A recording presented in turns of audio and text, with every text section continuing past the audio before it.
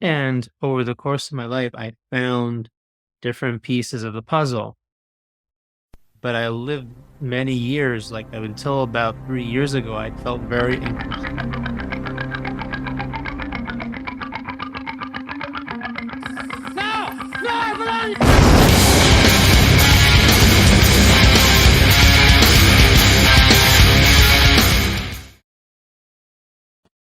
Folks, got a podcast here with a life coach. So if you're interested in starting a coaching business, which is probably a great business model for people who are looking to do side hustles part-time, also help other people, Ari breaks it down quite nicely.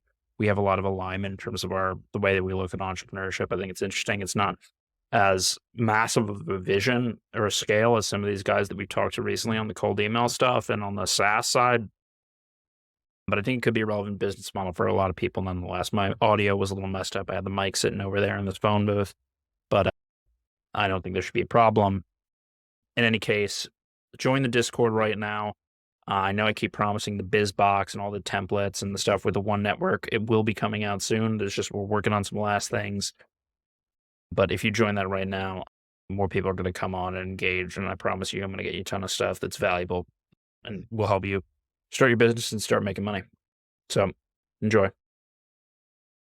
So, got another episode of the One Podcast this week. We're switching back to kind of the old format. We just did a bunch of interviews, Ari, with some cold email kind of outbound marketing guys, and I want to get back to a segment of just interviewing people who have interesting businesses and interesting entrepreneurship stories. And I think you have one that hasn't been covered so much, I guess, on our podcast. So I want to get into that. Ari is a life coach. He's an entrepreneur. He has a very interesting kind of service and clientele that he offers. I think a lot of the people in our community are kind of in the same boat, or at least a good starter business for a lot of them is coaching of some sort. So I think they'll be interested in how you kind of got involved in what you're doing and how you're trying to scale it. But for everybody, do you want to kind of give a quick background as to you and what you do? Sure.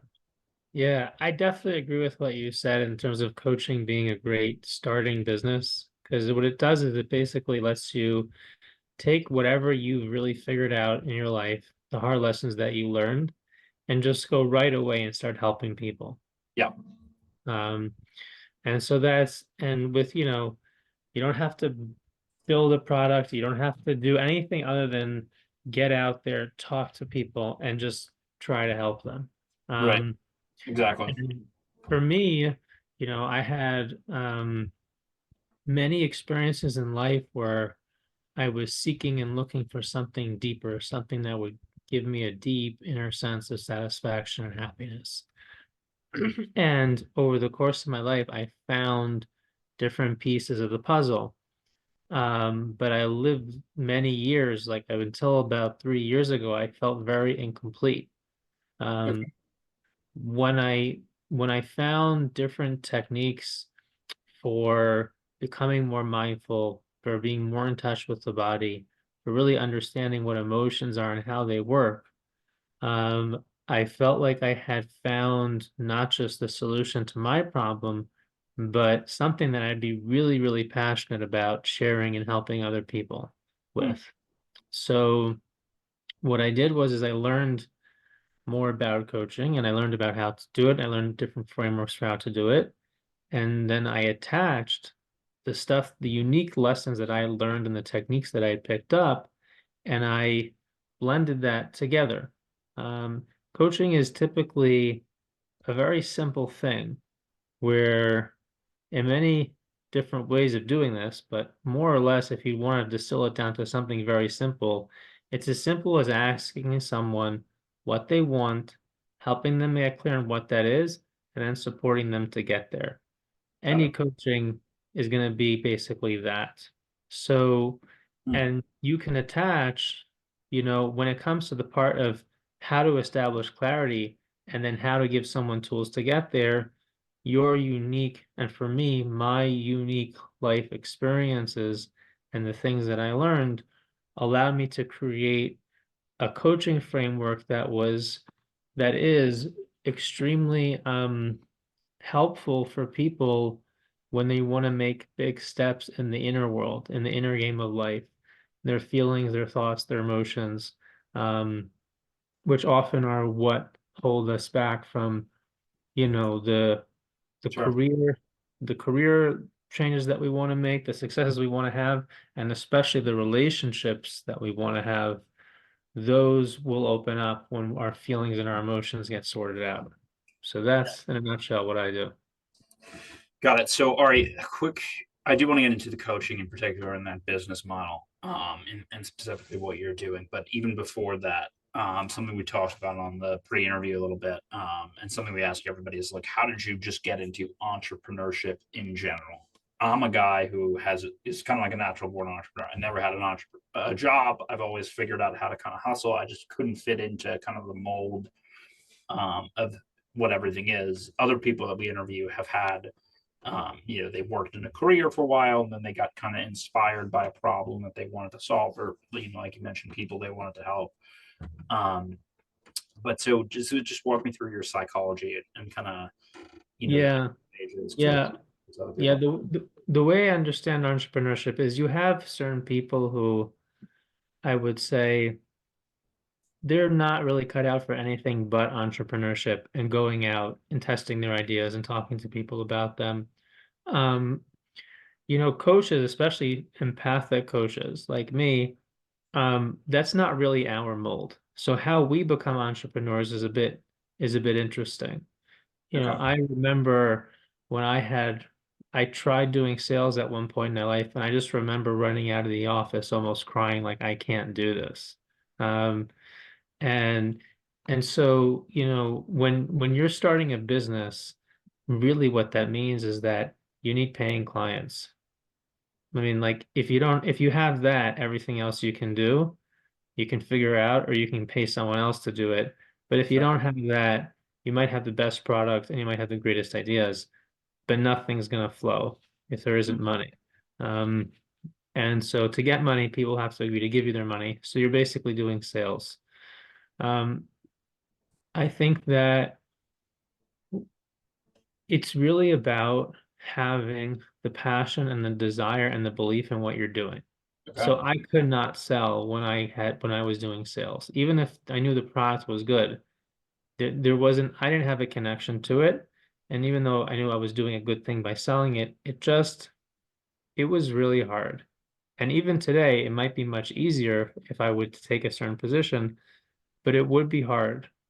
Once I knew that this is what I wanted my life to look like, I wanted to have clients. I wanted to help people. I really wanted to teach people what I knew. And I knew that I would have to go out and convince people to pay me to show it to them in order to make that happen. There was no question in my mind. As hard as it was and as uncomfortable as it was, um, the the success of and the joy of like getting that first paying client was just unbelievable. And it was worth like the hundreds of no's and difficult things I had to deal with to get to it. And then once there's one, then there's two, and then there's three, and then you end up believing in yourself and realizing, wow, I can do this. And it just continues to grow from there. Yeah, it's an interesting thing that you brought that up because I had my first business that I did was like low or kind of no revenue as a product business, very difficult and complicated. And I sort of came to a lot of those same conclusions working my agency. When you Mhm. get that first client, it kind of changes your psychology and makes you think differently about yourself, and then you can sell, and that's sort of the essence of it to a certain extent. So, I guess going back to that second question, which is, just helping. A lot of people, we tell people start businesses you're passionate about to begin with because it makes it easier to do those steps. But you're kind of saying start a business where you can help people. So, how did you actually determine the ways in which you can help people? Because there's a lot of different types of coaching, right? There's fitness coaching, life coaching, business coaching. So walk me through how you came up with that like discipline. Yeah, I think that the most elegant solution to this issue of like, what do I do? Do I do what I want? Do I find out what people buy? The most want to buy and give them that? Like that's what you're asking. Do I do what I really want? Do I like do share one with my brilliant idea, or do I go out and find out, okay, what will people pay me money for, and how can I just start doing that? right? Yes. That's the question. Like, how do you balance that, or how do you handle that? Yeah. Yeah. So I think to me, the most elegant solution to that is to embrace the mess of it. Okay. Because no matter what, no matter how much you try to find out what people need and just figure out, okay, I'm going to find out what they need and just give them that, and then they'll give me money for it. In order to convince them to trust you to give them what they need, especially in a coaching relationship where there's a lot of trust involved, because they're Yep. paying you like a lot of money for you, right? They're going to need to understand why you're the guy that's giving it to them. Hmm. So you might find out, oh, I can go somewhere and find out, oh, people need this. And I have no connection to that, but maybe I can like find some tricks of getting it to them. They're going to look at me and they're going to be like, well, why is this guy doing it? Like, how does this connect to his story and who he is? Why would I trust him? Um, or I could go out, okay, I'm going to just do what's most unique to me and give people that. And I can go and try selling that to people. And I could find out that people aren't even looking for this. This isn't what they want. And so that's just something about business and sales that it's like a relationship. It's like a husband and a wife. It's like how do you connect these two opposite people? Like that's what you're trying to do, and you have to embrace the mess of it.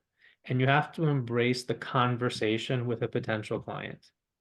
So you go into a conversation with someone and you say, hey, I have this thing, or I'm interested in talking to you. Would you like to have a conversation? And you let that conversation organically create what it is that you could deliver to that person. And it will be somewhat of a mix of what you want to offer to them, tailored to what their specific needs are. So it'll never be one or the other. It's going to be some mix of both. And that only will be revealed when you start having relationships and conversations with people. Got it. So we're building, right, this like kind of template, these templates for business owners, right? So if you want to start a coaching, an agency, a certain type of business model, what are the steps that you take? And a big question for me has been, what is the best first step, right? Is it to kind of think about the market, think about the problem, think about what even look at your professional skills, like have you had jobs or training or schooling in something? But I always come back to you really don't even know what you want to do until you've talked to enough people. And Right. further, going back to the money place, which you can't do business if you're not making money with it, right? So unless you've got some super crazy funds from the previous project, but um, you also kind of have to ask if people are willing to pay for it. Otherwise, you don't know if that attraction, I guess, fundamentally is there. Sort of like your relationship example. Hmm. So like what if somebody is thinking about something, like do you recommend they just go to the people that are like kind of close to them in their life, like friends of theirs or people, friends of friends, or walk me through like kind of how you would recommend somebody start, you know what I'm saying? Um, yeah, I would try both warm and cold outreach because Okay. there's Yeah. something there's something that's easier about talking to people who know you because there's more trust, so they're more likely to buy from you. But they also just know the old version of you. But a lot of times when we're entrepreneurs, we're stepping into a different part of who we are, and sometimes that's easier when we're dealing with people who never don't know us. Yeah. That's Um, very good point. so I wouldn't. So again, it's like it's not one or the other, but try both. I think the best way, the most organized way I could think to do it, that's simple and easy, is you just open up a Google Doc, you write a bunch of names down on this list, and you say, okay, these are the people I'm going to reach out to, and I'm just going to talk to them about what I'm doing and have a conversation about it. So if it's people you know of and you can make a list of warm people who know you, you write that down. You can also think to people who you've worked with in the past, friends. You can make a long list of people and you talk to them about it. You just say, hey, I want to have a conversation with you about what I'm doing. And then you can say, is this something you're interested in? Do you know someone else who might be interested in this or something about this? What do you think about the idea? Now, a lot of times I'll have conversations with people, I'll tell them what I'm doing. Like, besides whether or not you're interested in this or not, give me some feedback on the idea. Do you think people will be interested in this? Do you think I'm presenting it well? What could I say differently? I've had those conversations sometimes with complete strangers, and it's amazing how much a complete stranger will actually help you and give you insight into how you're presenting yourself and what you're saying. Right, right. Um, Yeah, that's right on the money. Conversations are magical. You just have to have as many conversations and don't put any rules on them. It's the criteria that they're going after for those people in which the initial conversation and the problem kind of clicked. Yeah, so once you have a click where you have an agreement to have a conversation about a problem, then you're going to go into the Then you problem. okay, Yeah, yeah. exactly. So So, first they have to say something. First you have to have that yeah, because there are people out there, right, that you're trying to sell to who maybe like, I don't have any problems, or they just might not be comfortable enough with you to reveal their problem. right. So you have to develop rapport enough to get them to open up about what's going on. The Got it. funny thing about this is that one thing I would caution people is to, or challenge myself, and I would challenge other people to do, is be bold and don't make judgments about how direct to be or not direct to be. Sometimes people get really put off by you beating around the bush and not being just straight with Direct. them. Yep. And they love when you can just go, because I've worked, what the work that I do is very personal, but I've had people who really appreciate me just go and just straight to them and say, hey, like I help people with their mental health. I help people feel better. I help people get happy, feel Right. happy who are struggling. Is that something you'd be interested in? And they'll almost be like, wow, like they're amazed at the directness and the openness of the approach. So you don't have to be afraid to do that. But there also sometimes, very often, is a finesse that you can have where you really get to know the person, get some trust with them, hear what's going on, and then gently say, hey, I heard you were saying that you're working on this. Would you like to hear more about something that I do that could really help you?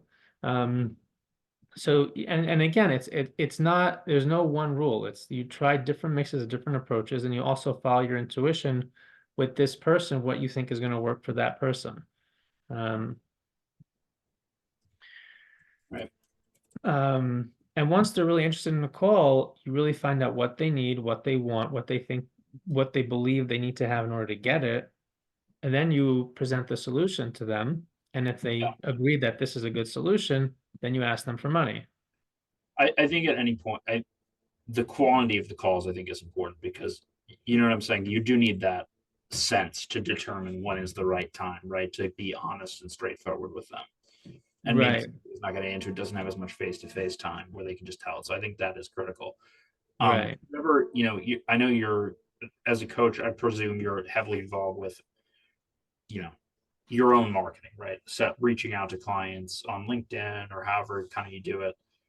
Do you ever run into a situation where uh, the person you're trying to sell to is trying to sell you something, or they have not an ulterior agenda, but something that conflicts with what you're trying to do? And how do you like identify that quickly? Because I know Um, that's an issue for coaches that I've kind of talked to. well, if you're a coach and you're having a conversation with another coach and you coach in similar things, You shouldn't chances expect are anything. chances are that if you both are trying to tug at each other to become each other's clients, that's not really going to work so well. Yeah. Um, it's really about understanding.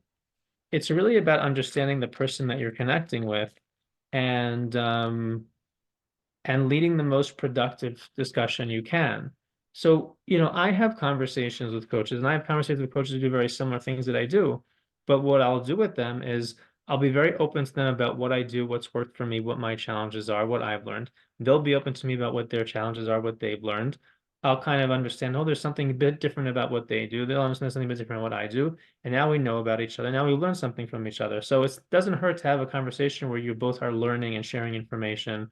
um, One thing you can also do is that if I have a social media following, if they have a different social media following, we can collaborate and share our followings with each other. Maybe someone they worked with would want to work with me. Maybe someone I would work who will want to work with them. So there's opportunity. Um, I think the most important thing that you want to have in a conversation with anybody is to feel if you really vibe well with this person. Do you like this person? Do you feel like you could trust this person? Because if you're dealing with a good person, then you can find opportunity with that person, even if the opportunity is just to share information, get advice, friendship, and support, or it might lead to business opportunity. But um, when you're in a conversation with someone and you just feel like they're being disingenuous with you and they're not being honest and straight, just don't talk to them. I mean, just say like, I really appreciate the time on the call. I got what I needed out of this, and thank you very much for talking, and just bye. You know, Yeah, or maybe I think that they're not being honest. I don't know about that, but just that there's some resistance. You know what I'm saying? yeah. So, and then you could bring that up. Hey, there's some resistance here. Like, could we talk about it? That's something that, in my style of work is very important for me to say, if I feel like there's something funny, I'll talk about it. Right. What's going on? What's happening? Got it. Um, so you going into like kind of the later stage of this, what's like a big challenge for you that you didn't foresee when you started getting into the coaching? Um, you know what I'm saying? Like, what's the biggest challenge? Is it like sales or marketing, getting new clients, retaining them for this particular business model? What do you find is like the hardest piece? I think it's sales and marketing, and getting new clients is hard. It's very hard. I thought, oh, once I get my first couple of clients, they'll just be referrals coming in and then everything will be easy. Um, Not necessarily. Like, it takes time. Your first clients might not be your ideal clients. So it is it's a business, and sometimes businesses take a lot of time. I've had very successful people who've mentored me. Just, and that's one thing that's really good, is to get as many mentorship conversations as you can. Sometimes people who are very successful in their careers don't mind giving you But 20, 30 minutes of their time to just share with you some golden nuggets. And I've had these people tell me, like, a business will be hard. It will take longer than you expect. And the most important thing is just to stay at it, stay with it. So, um, yeah, I've had moments where I had breakthroughs and I thought, oh, yeah, from here on out, it's going to be easy. It's not. yeah, Yeah. got it. Is there anything like like kind of what are your current objectives? Are you like really trying to scale what you're doing? Like how are you thinking about what you're Yeah. I mean, I think for a coaching business, it's pretty simple. It's more clients at better prices, and got then it? eventually scaling to group programs, and eventually to like online trainings, and things like, I mean, that's kind of how the business scales. Which and those each of those things presents their own challenges. Raising prices requires you to kind of um, be talking with higher quality people, and also be ready to demand and deliver that kind of value. You know, it feels very different when you're delivering hundreds of dollars of value because your client's only paying you hundreds than when you're delivering thousands. It's an added layer of pressure and intensity. So it very much in every way, creating a business is a major work, a major undertaking of self-awareness and self-development, because it's challenging in many ways. Got it. Um, so uh, the one other thing we didn't talk about was pricing. So how do you manage like how do you even price something that's based on kind of a disparate outcome that you're not sure of to begin? Yeah. So, I mean, first of all, as a coach or someone being in business, I need to know what my income goals are. So, pricing, I had a lot of trouble trying to figure out pricing until I thought about it this way, which is, okay, if I want to say, let's say, make $20,000 a month in a coaching practice, and I want to do that with 10 clients, that means I need to be charging $2,000 a client. If I charge a client $1,000, then then on 10 clients, I'm going to be making 10,000, or I'll have to have double the amount of clients. So, you know, realizing that my business needs to have an income target, and these are how many hours I want to be working, and so these are how many clients I can have, and so this is what I have to be charging. Got it. Once I know that number, then I have to, okay, what program am I going to create, and how am I going to deliver, in this example, $2,000 of value to a client every month? And then I know I'm selling, like, so if I'm talking to someone and I see that what they're talking about, it just doesn't feel like it's going to be worth it, then I know this is just not like I know that. So I'm going to create the business and the value that I deliver around, what I know I need to be making. Got it. How do you, so I've worked with coaches before, business coaches, ones that were like super high priced, life coaches. You spend quite a bit of money on it. But one issue that I've dealt with was like having like a recurring contract or like time frame. Like do you package your services or like make it like a subscription? You know what I'm saying? So, yeah, this is something that I've had a lot of conversations with other coaches who will want to create a package, a 3, 6, usually a 6 to 12 month package where they're going to want to get paid almost everything up front. Um, I don't like that, and I Yeah. don't like it, especially for the kind of work that I do, which is supposed to be very therapeutic and very relaxed in the sense that, yes, we want to achieve goals, but we also know that this is emotional and it can go either way at any time. And then we want to have the ability to kind of, if it's working, to keep it going as long as it want it to go. And if it's not working, to end it as soon as possible. What does not work for me, and I don't think works well for any coach, is to do a session by session thing. Well, if you want me for an hour, this is what it is. Because it's really not about that. When it comes to a coach, you want someone that is going to be with you and in your corner and available, and I am available. Like if clients message me, I ask them to message me between meetings and I respond to them every day. It's not like back and forth all day long, because then I just wouldn't be able to function. But I do respond to them that day so that we're kind of on the same page and we're working towards a goal together. So what I tell a client is, in order to have me in your corner helping you get to your goal every month, this is what it costs, and we meet every week. And then I'm available for support in between meetings. So this way we know if I decide, 2 months down the line, my business model changed, or my prices need to get raised, or he decides, hey, I got what I needed, or this isn't working for me, there's no hard feelings, and that's it. So that's the model that I like. I like using that as my pricing model. Nice. Yeah, I think that makes a lot of sense. Any kind of parting uh knowledge or just what's your biggest point or takeaway for people who want to become coaches? Um, I think to realize that it's a wonderful, wonderful profession. It's a wonderful profession, but it's only wonderful if it's right for you. Um, and it sounds very magical and very beautiful. But if it's not really what you want to do, not really what you believe in doing, um, then don't do it. Like I've had different gigs before this that I thought were wonderful because they sounded exciting and the pay was good and everything like that.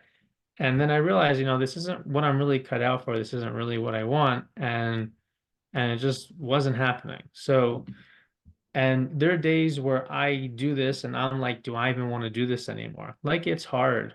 It's Yeah. hard, you go and you get clients and then you're very emotionally involved with them and you're with them. And then sometimes they're difficult and sometimes, they are committed and then they're not committed. And it's like, if you don't want to be doing it, then you're not going to be willing to deal with the headaches. So, but if you want to do it, and if you really believe this is what you really, really want to do and you're passionate about, it's a fantastic business. There's zero overhead. Nice. Um, and all you need to do is just literally hit the streets and talk to people and you can make money. Yeah. Cool. Thanks, Ari. Where can people find you if they want to work with you? What's the best site or place for them to go? So my website is Soma Next 15, Soma SOMA Next NEXT 1515.com. Most of my content and work that I give out for free, I do on LinkedIn. So you can find me on LinkedIn, Ari Ehrlich, on LinkedIn.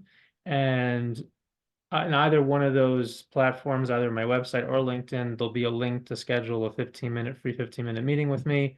You could also email me at ari@someonex15.com and we'll have a chat.